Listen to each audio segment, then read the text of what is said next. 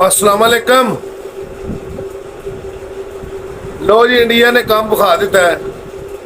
घर दे विच कुट के वर्ल्ड चैंपियन टीम है। के कटिया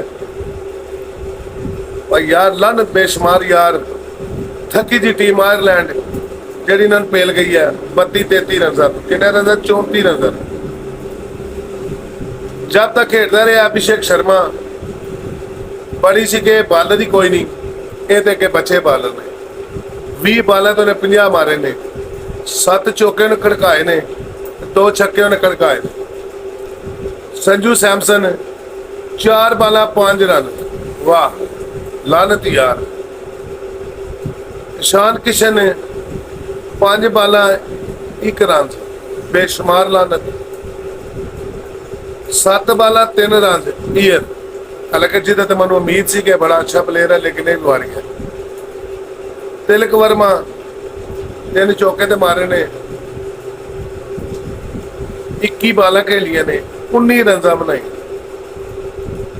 वाशिंगटन सुंदर यह भी अक्सर चल जाता है, मौके पर जो लोड़ हो चल ही जाता है, लेकिन कल फेल हो गया। 12 बाला 9 रन।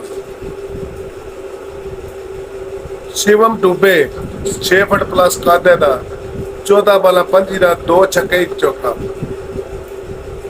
अक्षर पटेल 16 बाला 15 रन 1 चौका। हर्षद राणा 9 बाला 8 रन 1 छक्का। अर्शदीप सिंह 4 बाला 2 रन। प्रसाद कृष्णा प्रोग्राम तो बढ़ गया। मतलब गल कहने का कि समझ नहीं आ रही ये टीम खेडी के है यार। इतनी अच्छी टीम है इंडिया की, जिनी तारीफ की जाए इस टीम की कम है, लेकिन इन्हों की कारकर्दगी 0। वो भी आयरलैंड जाके इन्हों की कारकर्दगी 0 हो गई। मनु उम्मीद सी कि इंडिया स्कोर सरकार 12 तो 14 ओवरां दे विच पेल धरेगा।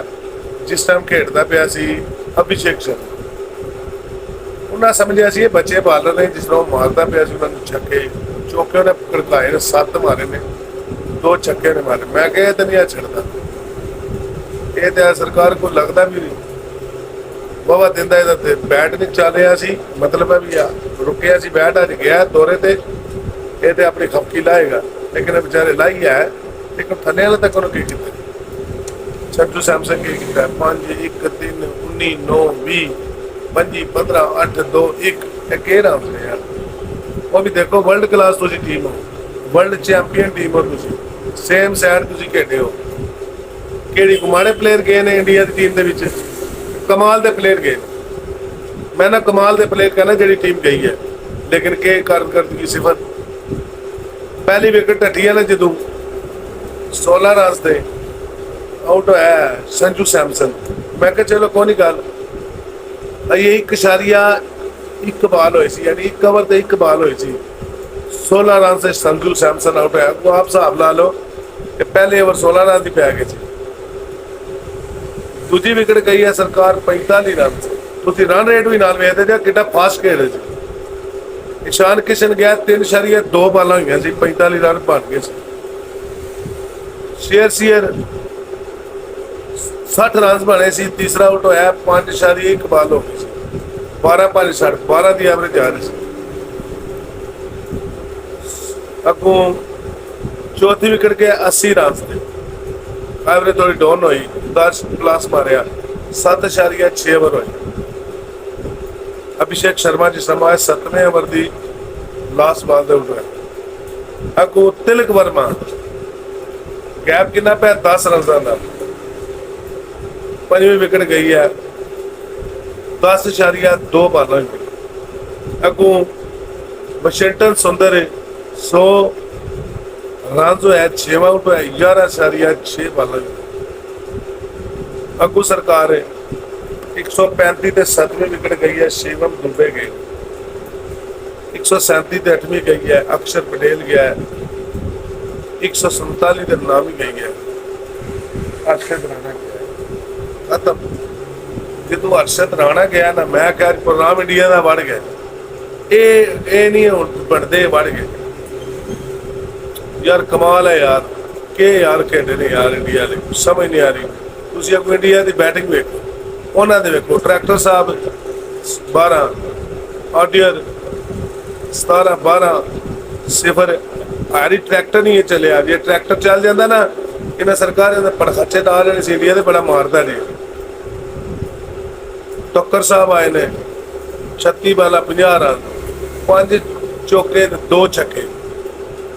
ਅੱਗੂ ਵਗੈਰਾ ਵਗੈਰਾ ਕੋਈ 15 ਖੇਡ ਰਿਹਾ, ਕੋਈ 49 ਤੇ ਖੇਡ ਰਿਹਾ, ਕੋਈ 19 ਤੇ ਖੇਡ ਰਿਹਾ, ਕੋਈ 7 ਤੇ ਖੇਡ ਰਿਹਾ, ਕੋਈ 2 ਤੇ ਖੇਡ ਰਿਹਾ।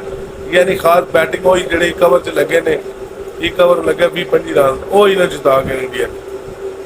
ਬਾਲਿੰਗ ਲਾਈਨ ਵੇਖੋ, ਹਰਸ਼ਦੀਪ ਸਿੰਘ 4 ਓਵਰ 28 ਰਨ 2 ਵਿਕਟਾਂ 7 ਦੀ ਐਵਰੇਜ ਰੱਖੀ। Harshad Rana 4 over 24 run 3 ਵਿਕਟਾਂ। ਪ੍ਰਸ਼ਾਦ ਕ੍ਰਿਸ਼ਨਾ 4 ਓਵਰ 57 ਰਨ, ਇਹਦੀ ਸਹੀ ਧੂੜ ਪਾਈ ਨੇ, ਇਹਨੂੰ ਸਹੀ ਪੇਲਿਆ ਨੇ 4 ਓਵਰ 57 ਰਨ 14.25 ਦੀ ਐਵਰੇਜ ਰਹੀ ਹੈ। शिवम दुबे 3 ओवर 18 रन, अक्षर पटेल 3 ओवर 4 ओवर 33 रन 2 विकटा।